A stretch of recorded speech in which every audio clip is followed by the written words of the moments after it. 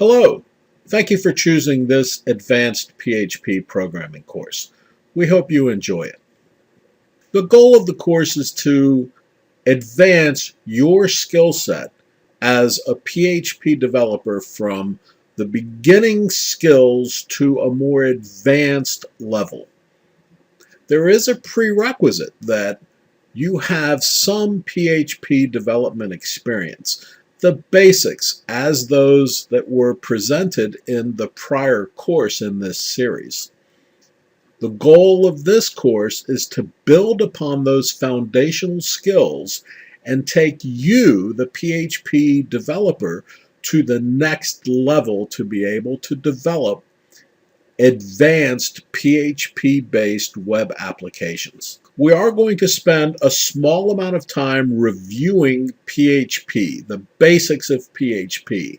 The purpose of this review is to bring everyone to the same foundational knowledge level so that we can progress into the more advanced topics associated with PHP development. Some of those topics include managing web sessions, email from PHP applications, XML data processing support, web services, object-oriented programming and design patterns, extending the PHP environment with pair components, and then taking a look at the more popular PHP frameworks that are available today. Throughout all of the demonstrations in this course, we're going to be discussing best practices for PHP development. So as a review, what is PHP? Well, PHP is a server-side scripting language that allows us to build dynamic and interactive websites. PHP is part of what is commonly referred to as the LAMP stack: Linux, Apache, MySQL, and PHP, the LAMP stack. We're going to be doing our development on a Windows platform, which is the preferred development platform for PHP, with the understanding that following the development of our PHP components, we're going to be moving those into a Linux environment, which is the predominant production environment for PHP applications. Because PHP is a server-side scripting language, that is, it executes on the server, and the code, the PHP code, is never seen on the client side, we have an enormous amount of power to dynamically create the HTML file that will be executed on the client browser. Again, because we're on the server side, we have access to all of the resources within the server environment, from databases to flat files to any information we want to include in the final HTML document delivered to the client. The PHP language, like all programming languages, has a set of rules that define how the language must be presented to the PHP processor. These rules are referred to as the syntax of the language. If you've ever programmed in another language, say Java or C#, C, C++, etc., then you'll be very familiar with the PHP syntax. In PHP, a very common error is to forget to end a statement with a semicolon.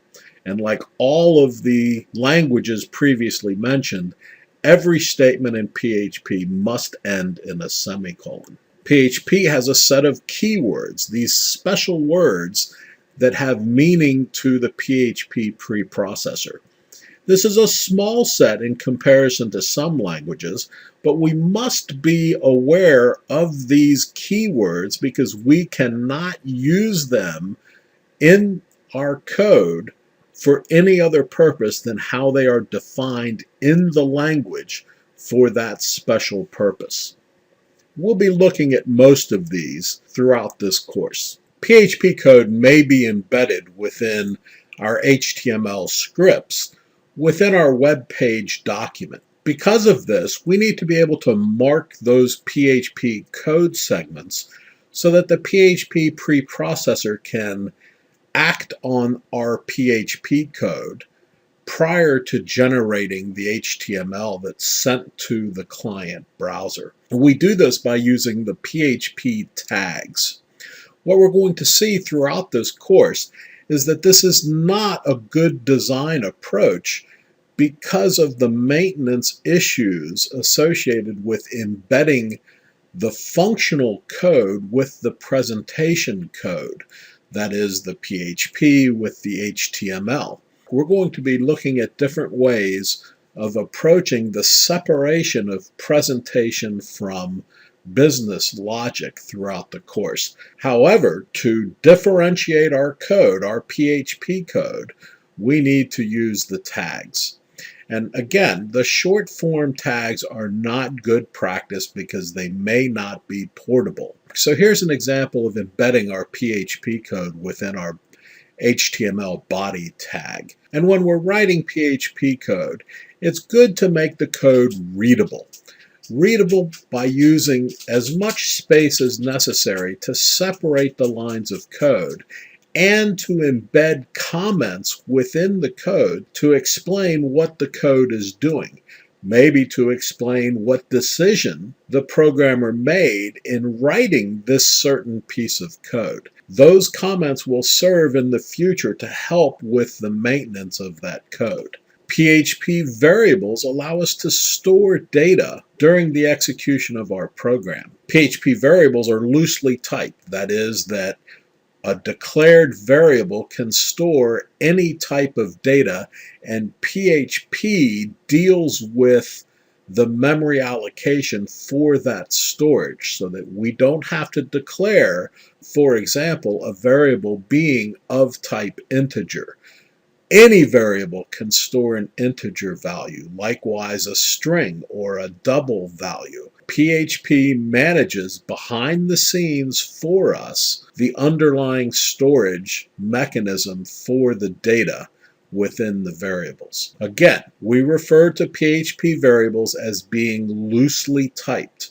That is, we don't have to manage the variable based on the data type it will store. PHP does that for us. There are rules for defining the variables. They must all begin with the $sign. This is a signal to the preprocessor that what follows is the name of a variable. And then there are rules for the names that cannot start with a number. They can have a number embedded within the name of the variable, but the variable itself must start with either an underscore or a letter from A to Z.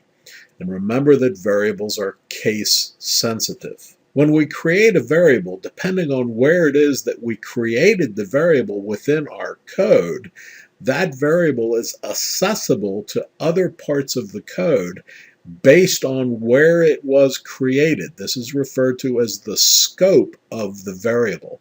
There are 3 variable scopes in PHP: local, global, and static. PHP provides us with built-in superglobals. These are values that PHP itself populates for us.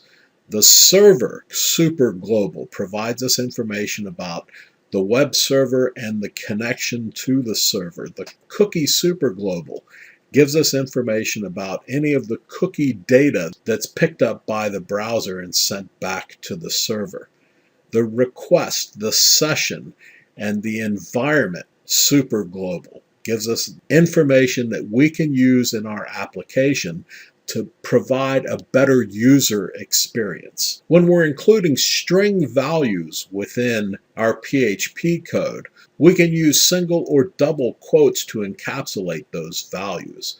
If we use single quotes, whatever's inside of those single quotes will not be interpreted, so that if there is a variable enclosed within those single quotes, PHP will not interpret the value of that variable. It will process whatever's within the single quotes as is. In contrast, the double quotes tells PHP, look inside what's in the double quotes, and if there's a variable or a function call or some other thing that can be interpreted, then interpret that and return the value in place of the variable or the function call. So double quotes will interpret values, single quotes will not. So none of this review should have been a challenge for you. Again, the purpose of this review was to bring everyone up to a common foundation of understanding of PHP.